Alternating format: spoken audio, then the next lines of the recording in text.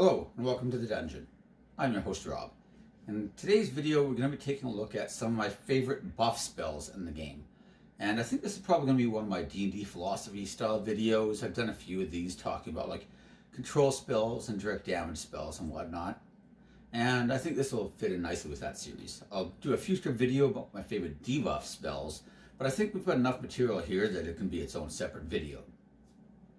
My plan is to basically go through all the different level ranges and just choose a few of my favorites. I don't want to go over, there's way too many to go over them all. So if I miss something like Blade Ward and you're like, oh man, Blade Ward's so good with this. Yeah, I'm not saying that they're bad spells, I'm just saying I wanted to kind of stick to the ones that I think are generally the best. So the only cantrip that made my list was Guidance. But Guidance is possibly the best cantrip in the entire game. A lot of people really like Minor Illusion, which is also great, but that one requires a little more creativity to make it excellent, whereas Guidance is just automatically great. Available to a bunch of different classes, including Cleric and Druid, but, well, actually mostly just those two, but I really like it a lot. Just gives you an extra D4 to an ability check. You do have to have it on in advance, it only lasts a minute, but you know, if you know that you're going to be trying to disarm a trap or whatever, you can cast it on the rogue, and now he's got an extra D4 to that check. For level 1 spells, along a similar vein, of course, we have to have Bless, one of the just most basic but also excellent buff spells available. Bless is just a real standout, giving you an extra D4 to all of your attack rolls and saving throws to up to 3 different party members. It only takes an action to cast.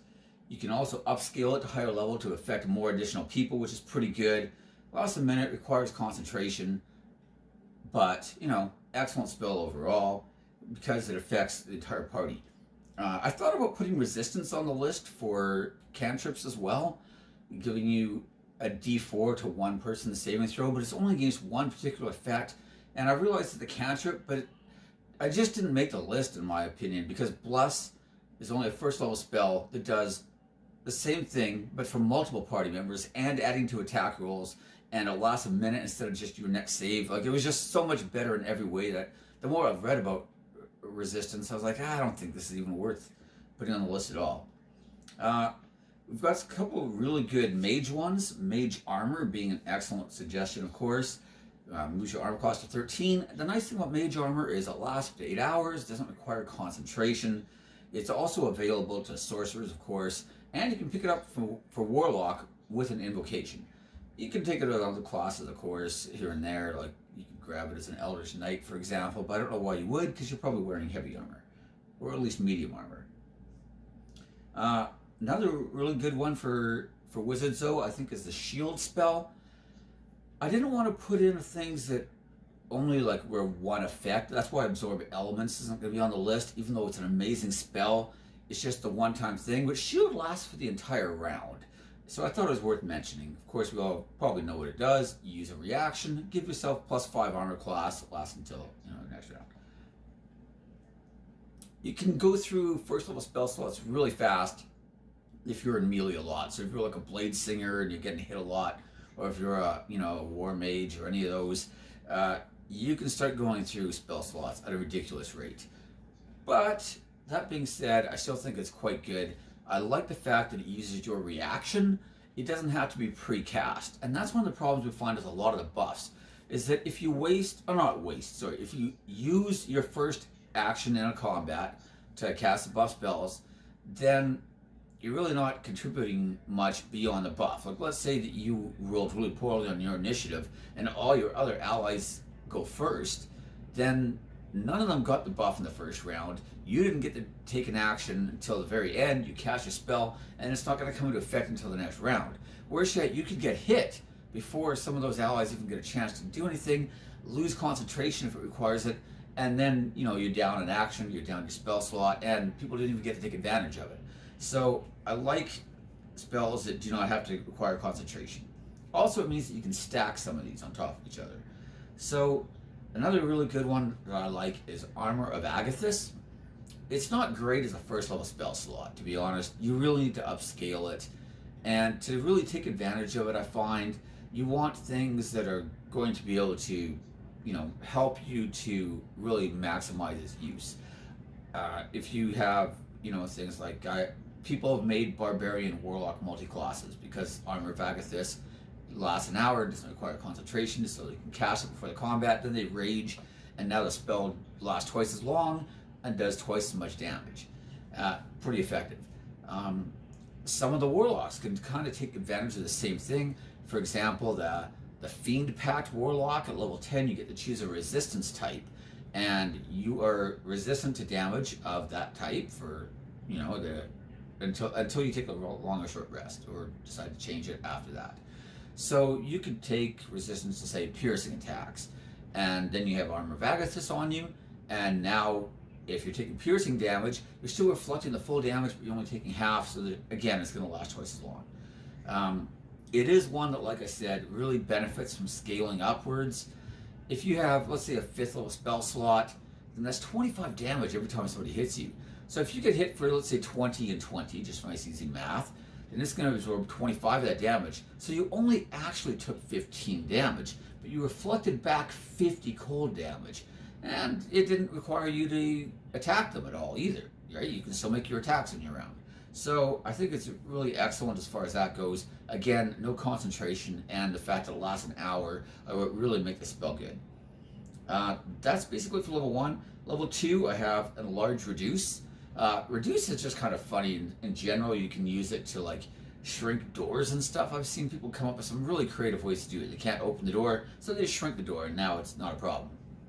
But a large it takes 1 action to cast, lasts a minute, gives advantage on strength checks and saving throws, and the target does an extra d4 damage per hit. So you can cast on one of your allies, especially some big beefy fighter making lots of attacks around or something, and now he's just going to get that extra damage per hit. I like Aid. The thing I love about Aid is that it gives you more hit points. It increases your hit point maximum while also giving you those hit points right away. But they're not temporary hit points. It increases your maximum hit points. So it still stacks of things that give you temporary hit points, like, say, Armor of Agathis, for example. If you cast that on yourself, and then somebody else casts 8 on you, and you've got more hit points, and you've got temporary hit points. And it scales fairly well as well. The last 8 hours, not much more to say there. No concentration. Pretty good. Mirror Image for wizards, and I believe sorcerers can get it. 1 action, lasts a minute. No concentration is a nice thing here. And it does kind of start to fall off as you start losing multiple images, but that's okay, because it means that those images took all the damage. And one of the nice things about Mirror Image is that it means that attack is just completely wasted by hitting one of your images. It's not like a damage reduction where it's taking some of the damage and you're taking some. It just negated all the damage from that attack. So I actually really like this spell. For only a 2nd level buff spell, it is really, really nice. The big limitation on it, of course, is that it's self only. So, there is that. I like Blur. Blur is a spell that I think it's not as good as Mirror Image overall. But I do see some niches for it. I've mentioned this before in the past. I think that some of these like hybrid types, like Eldritch Knights and stuff, or like Paladin Sorcerer hybrid type classes, if you have access to heavy armor and you've got a lot of armor class, then Blur can be really good. Yes, it's going to use your concentration, but in those cases, most those type of characters aren't looking to concentrate on a lot of other spells anyways. They're either their spell slots for smiting, or they're just attacking a lot like an Eldritch Knight. So you're really not concentrating on anything else, and disadvantage to hit you when you have like 20 plus armor class becomes very, very difficult. I mean, combined with like an Eldritch Knight casting a shield spell, and unless something rolls probably 2 20s on the same die roll, you're not going to get hit. So it really gets a lot of mileage on those type of characters who can really pump up their armor class to ridiculous levels. However, if you're just playing a wizard, I would always take Mirror Image over this. I just think that it's a better spell in general. Also, it requires concentration, as I mentioned, so that's a bit of a disadvantage.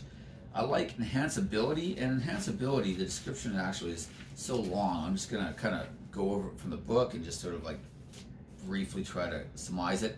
It requires one action, concentration up to 1 hour. You can touch a creature and bestow magical enhancement. There's like a bunch of different creature types you can give it. Like there's Bear's Endurance, which gives it 2d6 temporary hit points. Bull Strength, which gives it advantage on strength checks, and their carrying capacity doubles. Cast Grace, advantage on dexterity checks, doesn't take damage from falling 20 feet or less, unless it's incapacitated. Eagle Splendor has advantage on charisma checks. That can be pretty nice combined with certain charisma effects. Fox's Cunning has advantage on intelligence checks. Owl's Wisdom has advantage on wisdom checks, and you can cast it with higher spell slots to affect more people. I really like this one if you know that you have to sort of solve some sort of puzzle. I don't know that it's one that I'd cast up before a combat, really. Like, temporary hit points are nice, but there's better ways to get temporary hit points, in my opinion. But if you know that there's some sort of challenge where you're maybe going to have to make wisdom or intelligence rolls, then giving yourself advantage on them is excellent. And in social situations, giving someone like, say, the bard advantage on charisma rolls just isn't even fair. They're just going to be able to, charm anything they want practically. Level 3, I've only got a couple ones that I thought really stood out to me. The first one, and most obvious, of course, is Haste. Everybody probably watching this video knew that Haste was going to be on this list. One action to cast, concentration, lasts 1 minute. Your speed doubles, you get +2 advantage or +2 on armor class, you get advantage on dexterity checks and saving throws. Just saving throws, not checks, just saving throws. You also get +1 action, and this is something I've gotten wrong in the past. In one of my other videos, I talked about how you got an extra attack around, but it's actually better than that. You get an extra action, which you can use to make an extra attack around. It's only one attack, but the fact that you get that extra action, this is where I got it wrong. It's because I thought that you'd cast haste on yourself and then you don't attack that round. You can actually use that extra action in the first round to make one attack. So haste is even better than I give it credit for, and I already thought it was a great spell. You can also use it to dash, disengage, hide, or to use an object. But let's be honest, you're just going to attack with it. That's why you took it. And I don't blame you in the least. The second one is Crusader's Mantle. Basically it's paladin only, but it is available to war clerics. I really like this one as well. One action, requires concentration, lasts a minute, but it's essentially D4 damage to all friendlies within a 30-foot aura. So it's kind of like Enlarge Reduce if you use it to buff an ally, except it's all your allies within 30 feet, including you, and friendlies. Now, I've mentioned in the past that if you have like a necromancer in the party summoning skeletons, or a druid conjuring woodland beasts or anything like that, then, or a wizard using animate objects on a bunch of small objects like coins, then this spell just gets ridiculous mileage because all those things can be getting that extra D4 damage. And even without all that, just having 2 or 3 really good melee type characters in a party making multiple attacks around, it's a pretty good spell. But under the right circumstances, it is a phenomenal spell. So I wanted to make sure I mentioned it.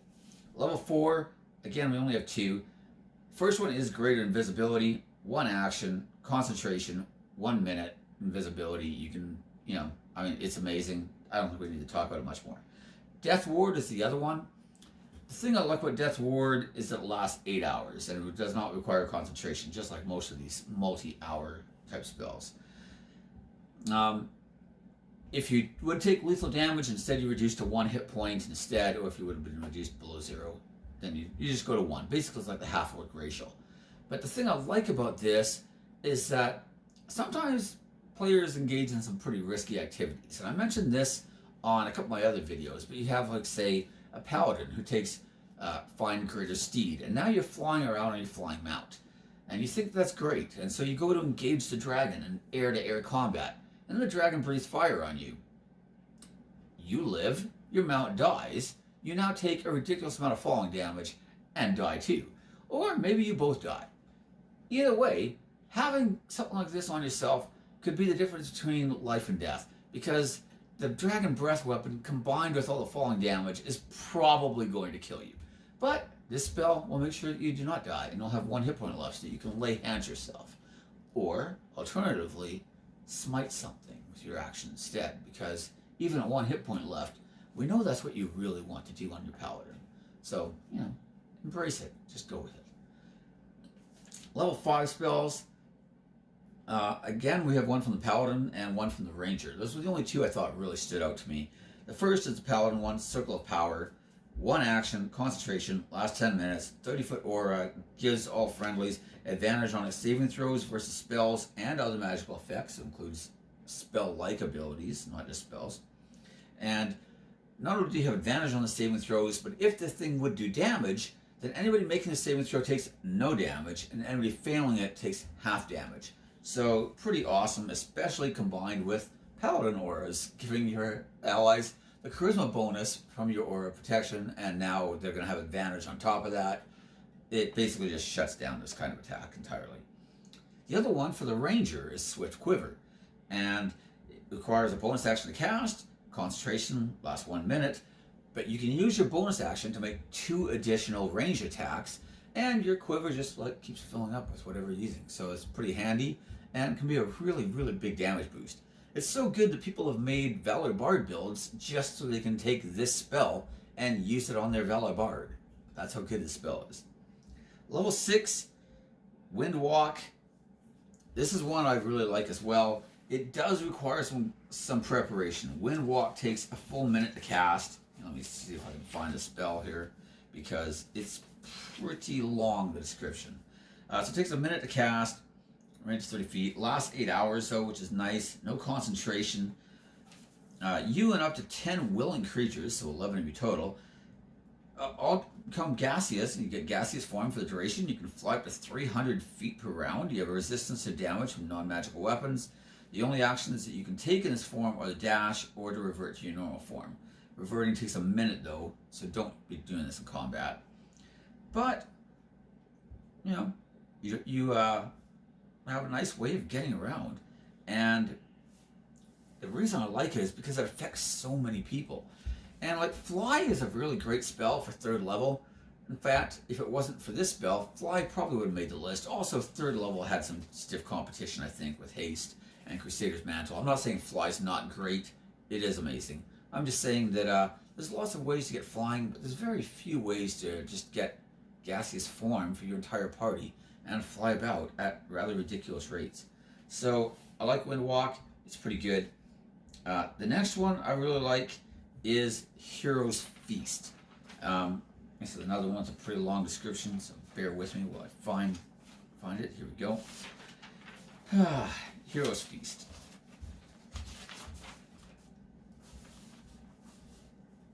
Okay, so it takes 10 minutes to cast. You create a nice sumptuous meal, which takes an hour to eat though. So again, you're not going to be doing this in combat. It lasts 24 hours.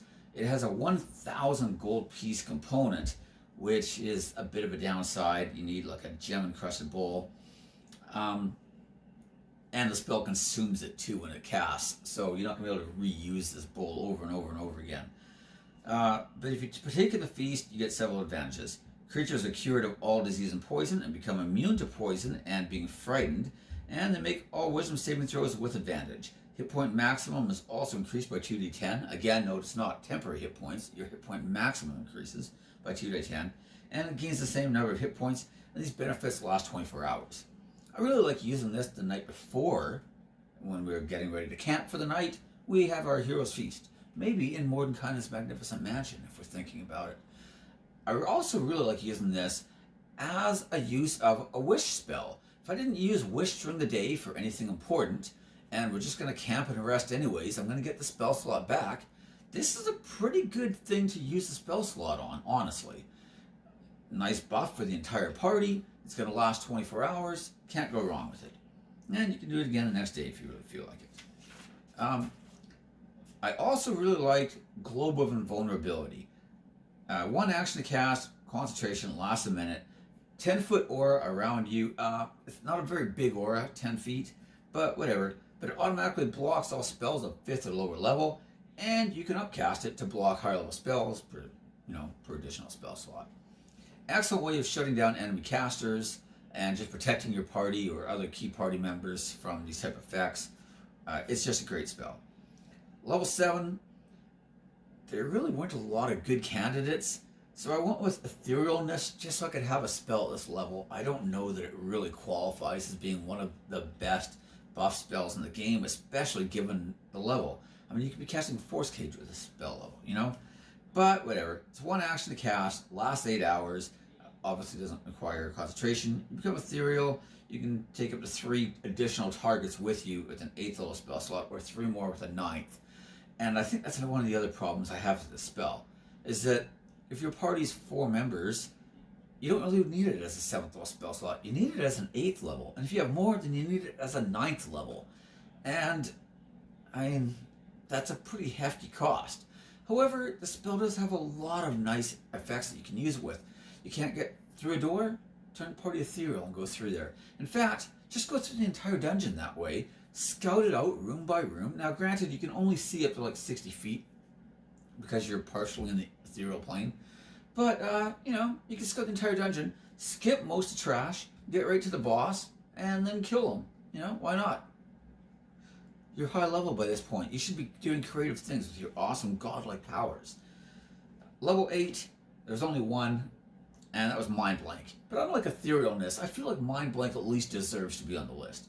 One action, lasts 24 hours. You become immune to all psychic damage and all attempts to scry and divine your location, etc., including from effects as powerful as a wish spell.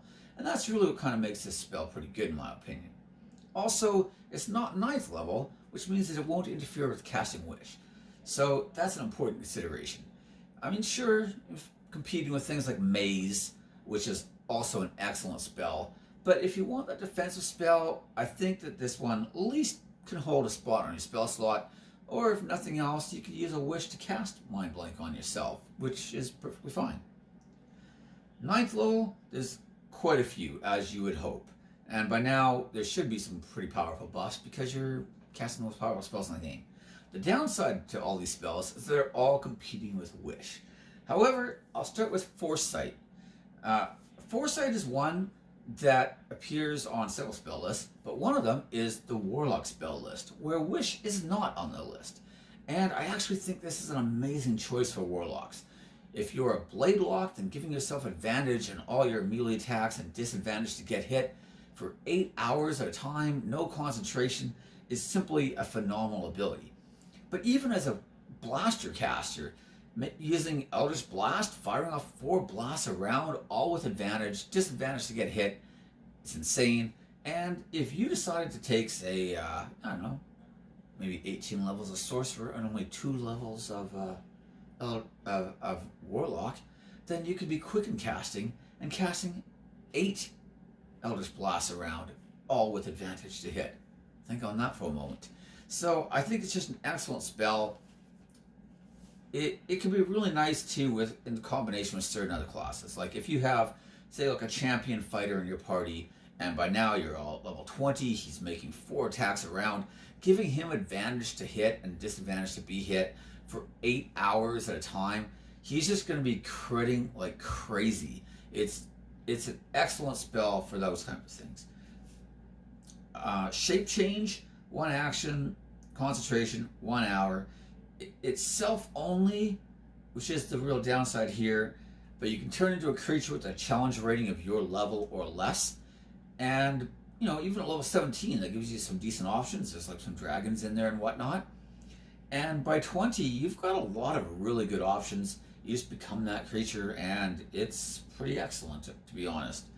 Along a similar vein, I also took True Polymorph, because True Polymorph is so much more flexible. I think that it's probably not as powerful. You're not going to be turning somebody into a dragon unless it's a really low level dragon. But just the flexibility of it is great. You have 3 different things you can do. You can turn a creature into another creature, kind of similar to the Polymorph spell in general, where if it gets reduced to 0 hit points, it reverts back to its true form. But it's pretty good. But you can also turn objects into creatures and creatures into objects, and that's where this spell really starts to shine. You could turn an object into a creature with a CR rating up to a maximum of 9. Now the object has to be roughly the same size as the creature, so you're not turning a gold coin into a CR9 beast of some sort. You're not turning it into a T-Rex, for example. But there's a lot of really powerful effects you can use there. The creature's automatically friendly to you and your allies, so you don't have to worry about that kind of stuff. And, you know, it's just really, if you want like a good summoned ally, it's very powerful, and the fact that you can just choose any creature of CR9 or lower makes it amazingly flexible. You can also turn creatures into objects. Creatures retain no memory of having been an object. Now, I was actually in a party once where someone used this. We were basically doing like an escort mission. We had to get this princess to wherever it was, and he just turned the princess into like a copper coin, put her in his pocket, and we transported her there that way. And that way she didn't get hurt. And then we just turned her back again, and she had no actual recollection of it happening. We just told her we teleported, but this was funnier, so we didn't teleport. Plus, I don't think we knew the destination. There were some other complications because we had talked about teleporting. But this was just funnier and a lot, a lot more memorable than catch and teleport one more time in your life. So that's my list of spells. I'm probably missing some good ones. I really stuck mostly to the player's handbook. I did look through Xanatar's. I mean, it's sitting 3 feet away from me. And there were a few, but honestly, I just didn't see a lot of like real standouts that grabbed my attention. But I might have missed some, and I'm sure that people in the comments will have lots of creative uses for ones that I didn't mention on this list. And by all means, please post those ideas, because I love reading your comments. That's my favorite thing about this channel, reading people's comments. Even when they're critical of me, it's fine, because sometimes, I screw up. I do a lot of stuff from memory. I don't always like read it from the book. And that's kind of a failing, but I don't know, that's just kind of my style, I guess. I just kind of like wing it and hope for the best. So a lot of times I get particular details wrong and people point them out to me, which is fine too, because, they're right and I was wrong. So nothing wrong with that. But anyways, that's it for the video. Feel free to like, subscribe, hit the bell for notifications. And like I said, leave your comments in the comment section. I'd love to read all the things you think should have made the list, or just read your own list. If you have like, hey, these are my top 5 buff spells in the game or whatever, by all means, post those in the comment section. I would love to read them. So that's everything for now. Thank you very much, and I'll see you next time. Bye.